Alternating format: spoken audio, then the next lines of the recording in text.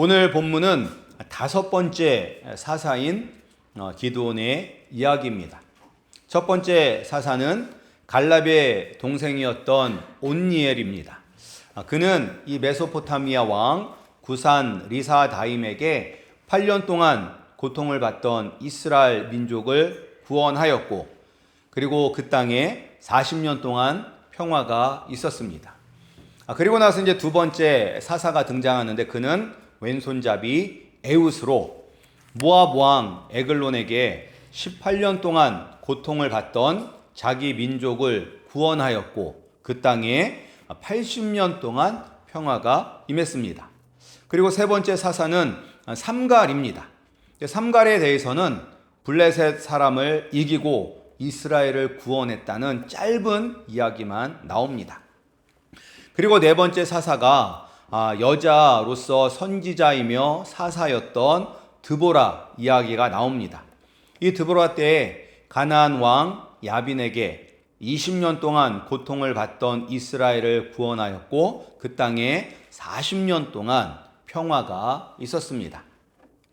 우리가 이 사사기에 반복되는 패턴을 기억하시죠? 어떻게 사사기가 계속 반복이 되는지.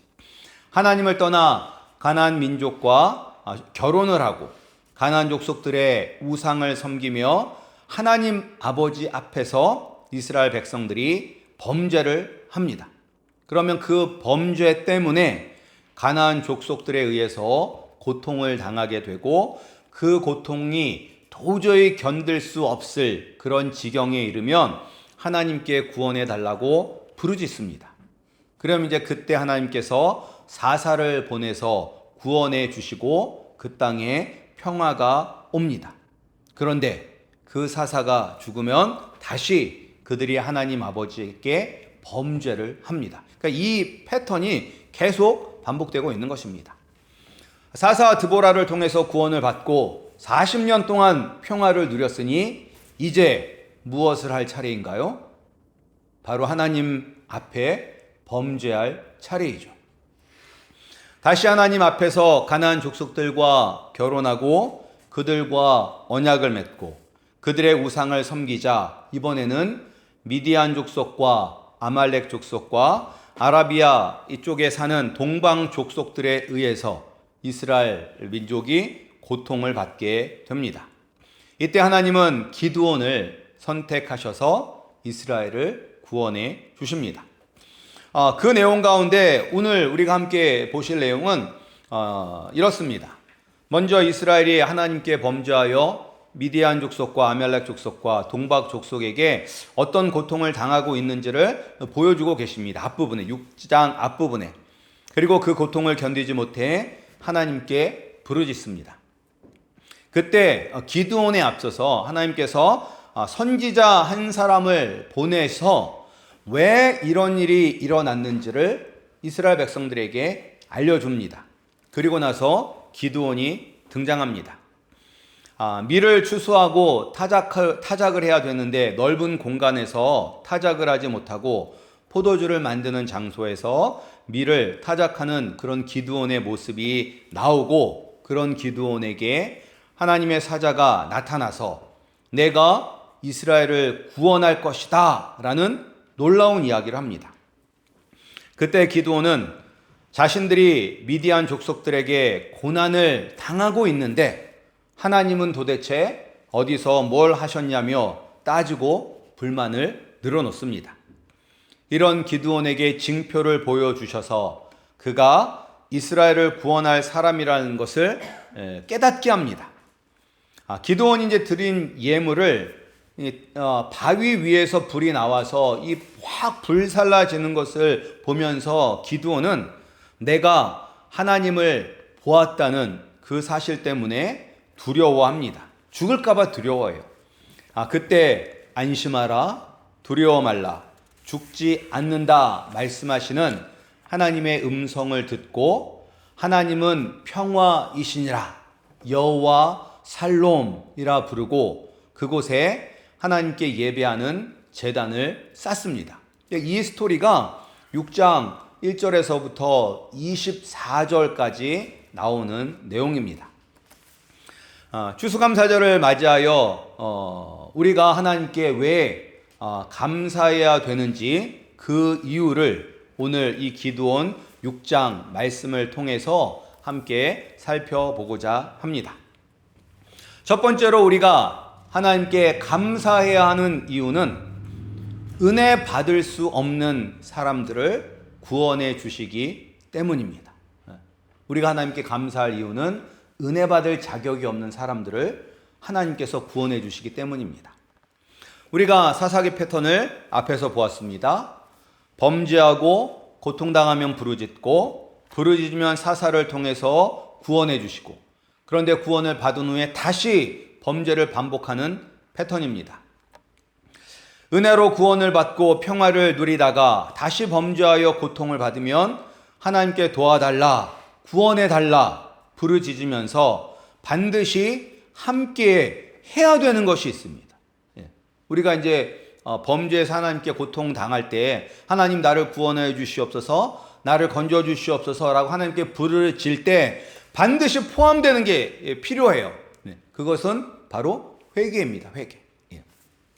그런데 기드온 이야기 앞에 보시면 회개했다는 이야기가 나오지 않습니다. 가나안 땅을 정복하고 그 땅을 차지한 이스라엘이 처음 가나안 족속들과 혼인하고 언약을 맺고 그들의 우상을 섬기는 죄를 하나님 앞에 행하였을 때 하나님의 사자가 와서 그들이 행한 죄를 깨달을 수 있도록 말씀을 선포하자 이스라엘 백성들은 목소리를 높여서 울었습니다. 그리고 그 말씀이 선포된 그곳에서 예배를 드렸습니다.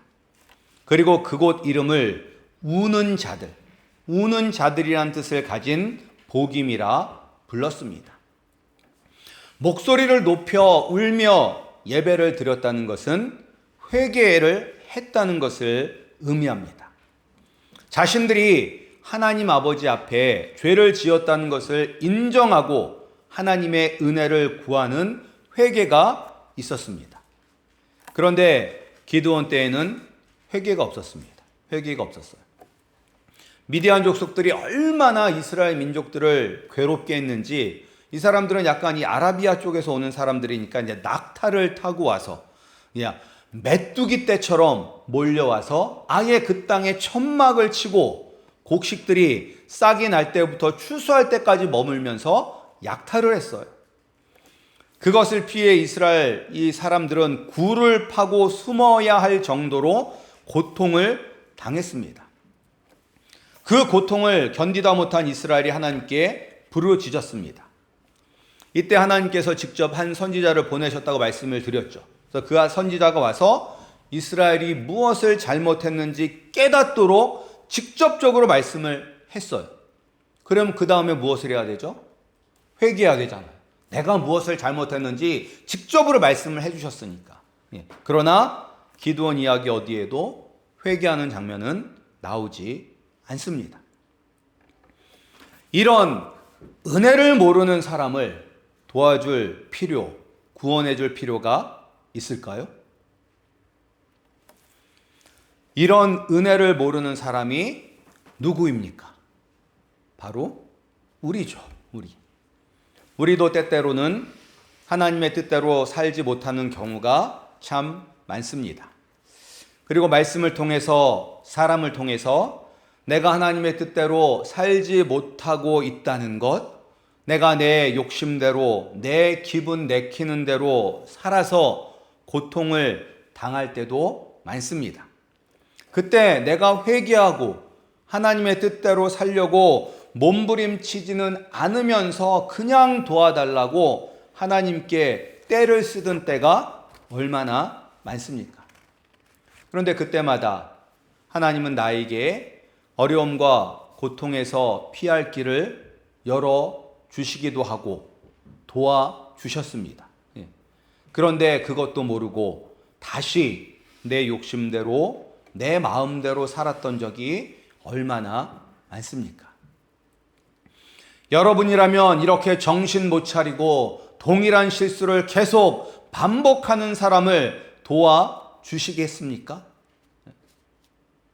아마 두 손 두 발 다 들고 포기할 것입니다. 그러나 하나님은 포기하지 않으십니다. 자신들이 하나님께 죄를 지었다는 것을 깨닫지도 못하고 회개하지도 않는 이들을 구원하기 위해서 기드온을 사용하십니다. 우리도 죄를 깨닫지 못하고 죄를 회개하지도 않았습니다. 우리는 은혜 받을 자격이 없었습니다. 그럼에도 하나님 아버지는 하나밖에 없는 아들 예수님을 통해서 우리를 구원해 주셨습니다. 이렇게 은혜 받을 자격이 없는 우리를 구원해 주셨으니 우리가 당연히 하나님께 감사해야 하는 것입니다. 은혜 받을 자격이 없는 나를 구원해 주신 그 하나님께 감사를 드리시는 우리 성도님들이 되시기를 소원합니다. 그리고 두 번째 우리가 하나님께 감사할 이유는 하나님께서 미약한 연약한 나를 용사로 불러주시고 용사로 만들어 사용하시기 때문입니다. 오늘 본문 12절 말씀 우리 다시 한번 읽어보겠습니다. 오늘 본문 12절 말씀입니다. 오늘 본문 12절 말씀 6장 12절 말씀 함께 읽겠습니다. 여호와의 사자가 기드온에게 나타나 이르되 큰 용사여 여호와께서 너와 함께 계시도다 하매. 지금 여호와의 사자가 기드온을 뭐라고 부르고 있어요? 용사는 용사인데 큰 용사라고 부르고 있어. 그냥 용사도 아니고 큰 용사. 근데 기드온은 용사라고 불릴 수 있는, 그것도 보통 용사가 아니라 큰 용사라고 불릴 수 있는 그런 용기가 있었고 그리고 싸움에 능한 사람이었을까요? 여러분들 기드온 이 이야기를 쭉 살펴보면 미디안 족속과 그리고 다른 연합군 족속과 싸우기 전까지 바로 그 싸우는 당일까지의 모습을 보면 어디에도 용사처럼 보이는 모습은 눈을 씻고도 찾아볼 수가 없습니다. 처음 기드온이 하나님의 사자를 만난 장소가 어디냐면 포도주 틀입니다. 그러니까 포도주를 짜서 포도주를 만드는 곳이죠. 포도를 갖다가 이렇게 밟아가지고 짜서.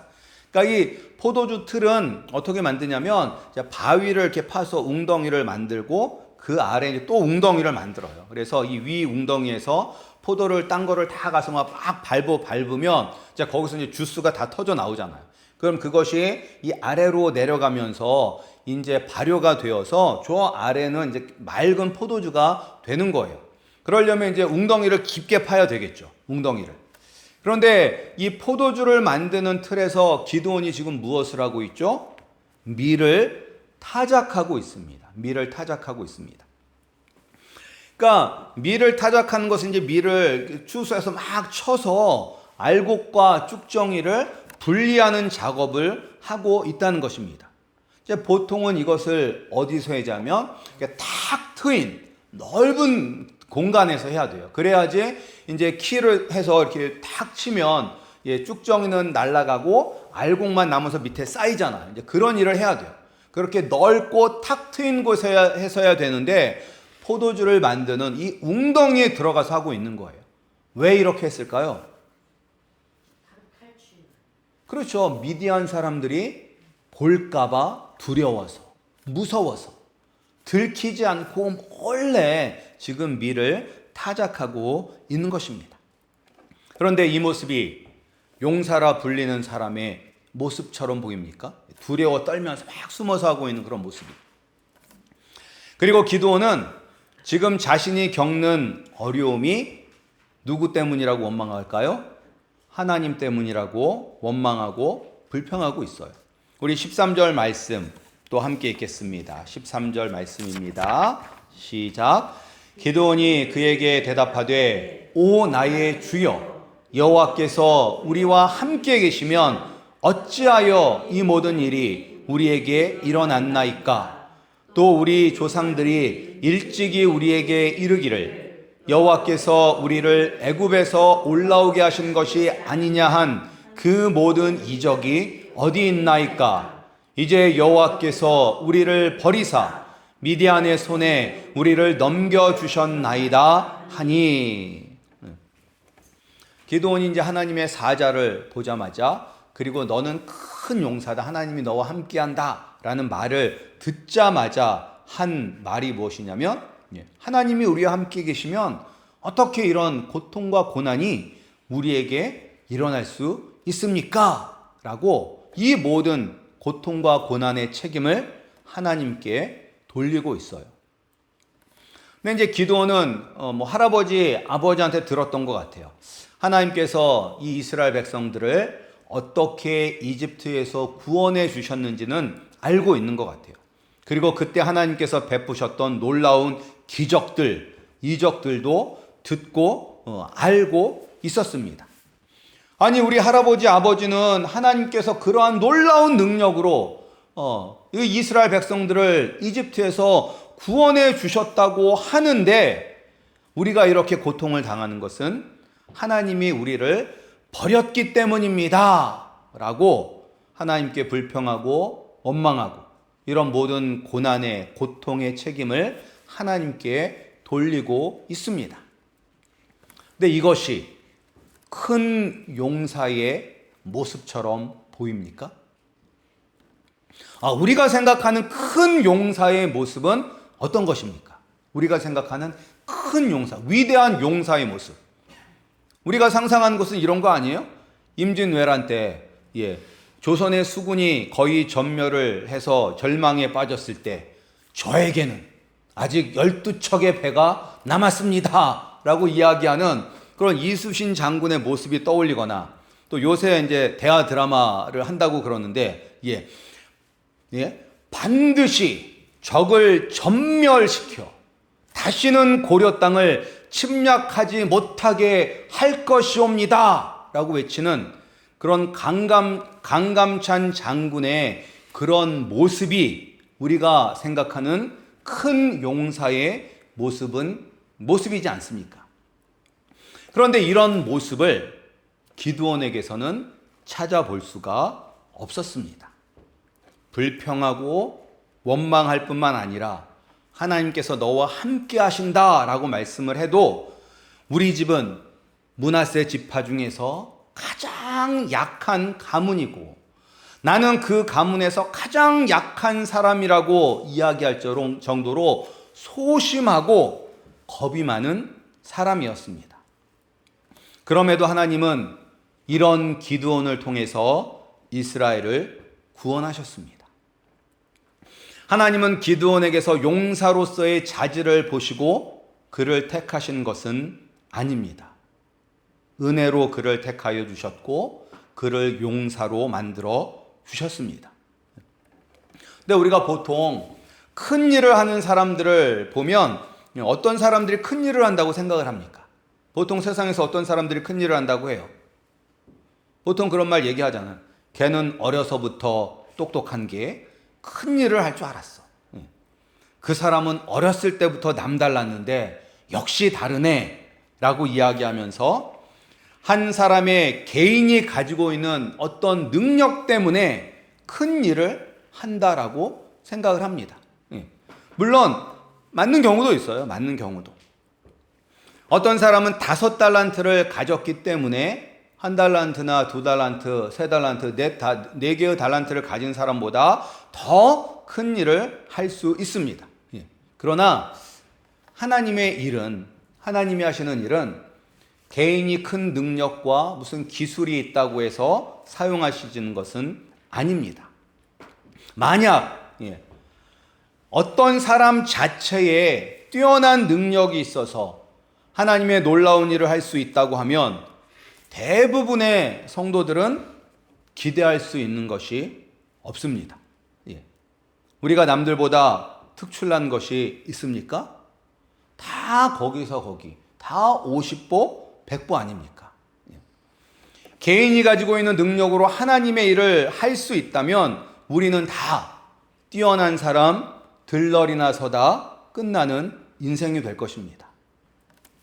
그러나 하나님은 우리에게 있는 어떤 특별한 능력을 보시고 우리를 사용하시는 것이 아닙니다. 전적인 하나님의 은혜로 우리를 택하여 주십니다. 그리고 택하여 주신 우리에게 맡겨주신 일을 감당할 수 있는 능력도 은혜로 주십니다.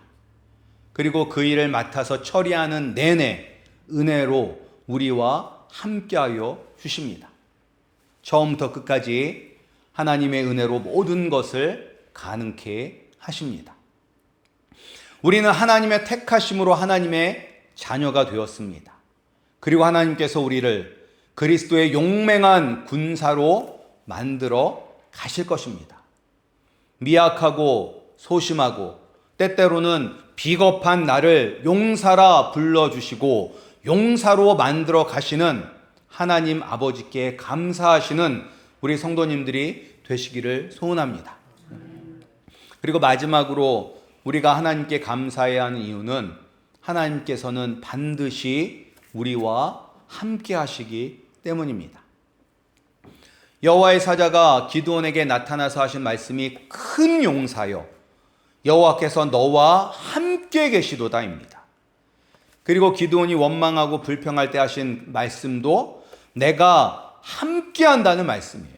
16절 말씀 보겠습니다. 16절 말씀 함께 읽겠습니다. 시작. 여호와께서 그에게 이르시되 내가 반드시 너와 함께 하리니 내가 미디안 사람 치기를 한 사람을 치듯 하리라 하시니라. 아멘. 근데 이 동일한 말씀을 하나님께서는 모세와 여호수아를 사용하실 때도 하셨어요. 출애굽기 3장 12절을 보면 모세에게 하나님께서 말씀하십니다. 내가 반드시 너와 함께 있으리라.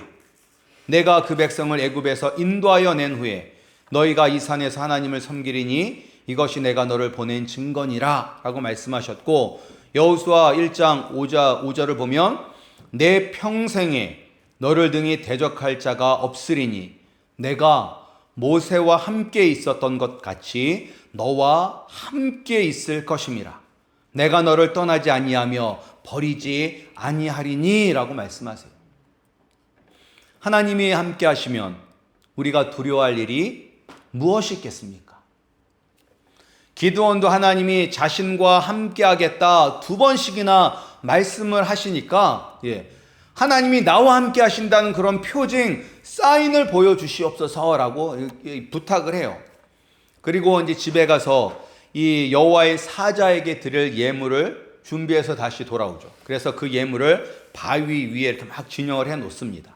그때 하나님의 사자가 지팡이로 이제 그 예물을 대니까 바위에서 불이 나와서 그 예물을 다 불사르고 하나님의 사자는 사라집니다.